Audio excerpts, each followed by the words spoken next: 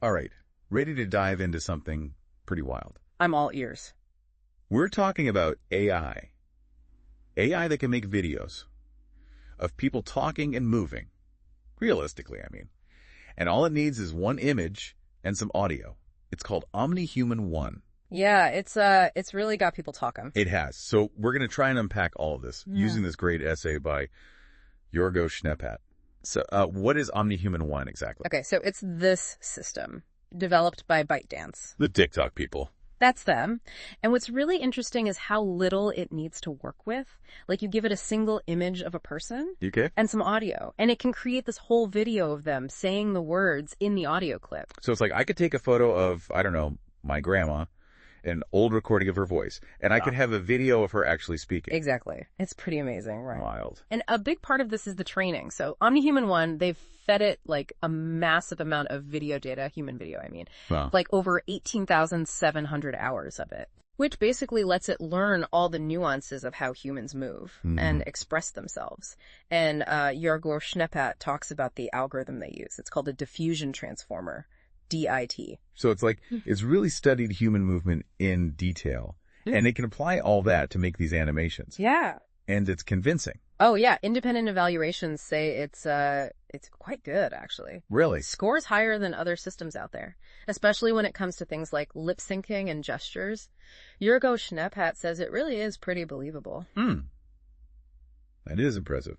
But with something that convincing, I can't help but think about the potential downsides. Right. Like deep fakes, you know? Definitely. Could this be used to make fake videos that are just like impossible to tell apart from the real thing? Exactly. Yeah, that's a valid concern.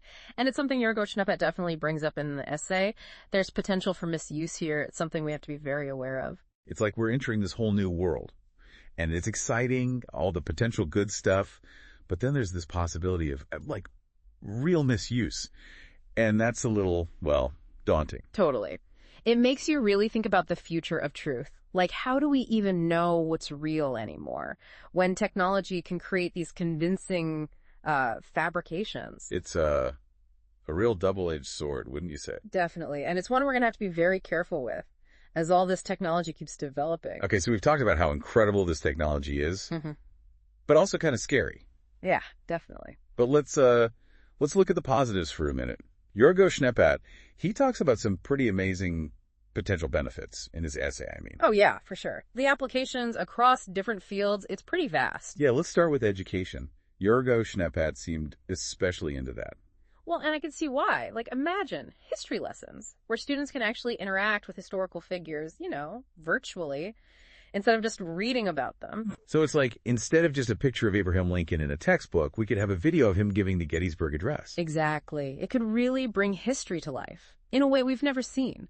Students could, like, ask questions, have discussions, get a much deeper understanding of the past. Wow.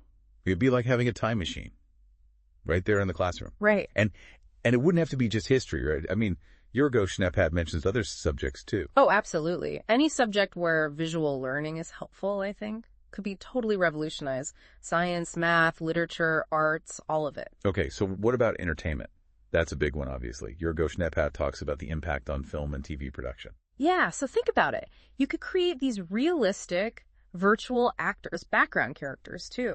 That would, like, cut down costs so much and make the whole filmmaking process a lot smoother. So no more big, expensive location shoots, no more huge casts. We could have, like, entire armies fighting on screen, all generated by AI. Yeah, exactly. And I think it could open up all kinds of creative possibilities, too. Like, imagine films set in these fantasy worlds with creatures that look and move in ways we've never even thought of. Or being able to bring back actors from the past, right? Like, we could have Humphrey Bogart starring in a modern-day detective film. That's an interesting thought. Brings up some ethical questions, though, too. The whole, like, ownership of digital likenesses, using AI to recreate people who have passed away. Those are tough questions. Yeah, for sure. Okay, let's switch gears again. What about advertising, marketing? Jörg-Owe also highlights this as a potential area where OmniHuman-1 could be, like, huge. Oh, yeah, absolutely. You could create these highly personalized ads with virtual spokespeople that are, like, perfectly matched to a certain demographic. So instead of, like, hiring a celebrity to endorse your product, you could create this virtual influencer who just perfectly represents your brand. Exactly. And you could use them everywhere, social media, TV commercials, the whole 9 yards.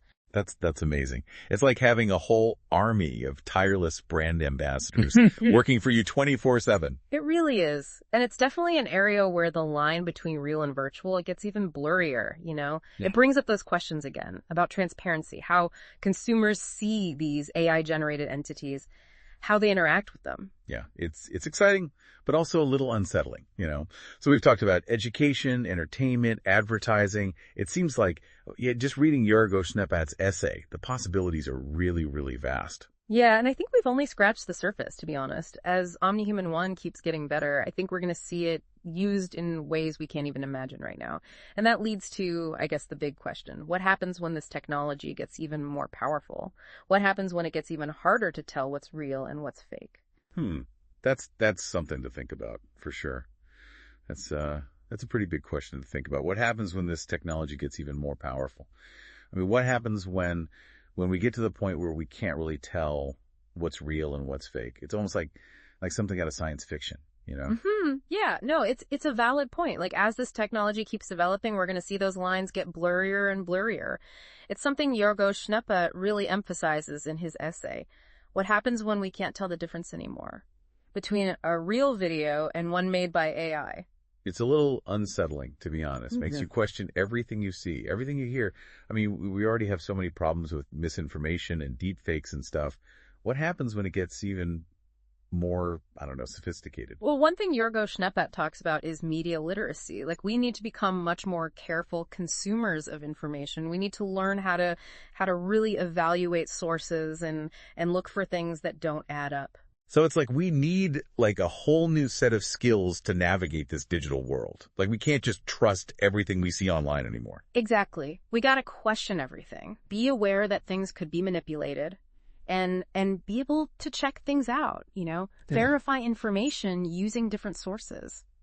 That's a lot to ask, though, isn't it? Especially when information spreads so fast these days. Is there anything else we can do to get ready for this future? Well, Jörg-Owe also mentions the role of technology itself. Like, we need better tools to be able to detect content that's been created by AI. Maybe things like digital signatures or watermarks that are embedded in the videos, so you can tell if they're authentic. So it'd be like a seal of approval or something, letting you know that what you're seeing is real. I guess that would really help with trust. It would.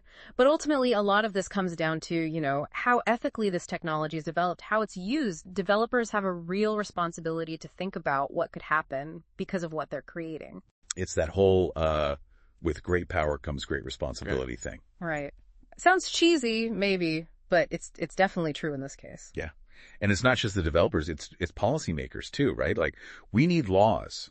Yeah. And guidelines to make sure AI is being used responsibly, especially something as powerful as OmniHuman-1. Exactly. It's got to be a team effort, I think. So it sounds like we need a multi-pronged approach. Yeah. Education, safeguards in terms of technology, and ethical frameworks, all working together so that AI helps us, instead of deceiving us. Exactly. It's a complex issue. But it's something we can't ignore. Well, that brings us to the end of our deep dive into OmniHuman-1. It's been fascinating and a little unnerving, I have to admit, exploring this really groundbreaking technology. Yeah, from all the amazing things it can do to all the ethical questions it raises, I think OmniHuman-1 is really making us rethink things, how we create things, how we consume media, and really how we trust information in this increasingly digital world.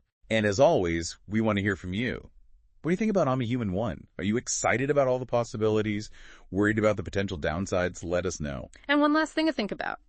If you could bring anyone back, virtually, who would you choose to talk to? And what would you ask them? Something to ponder. Until next time, keep diving deep.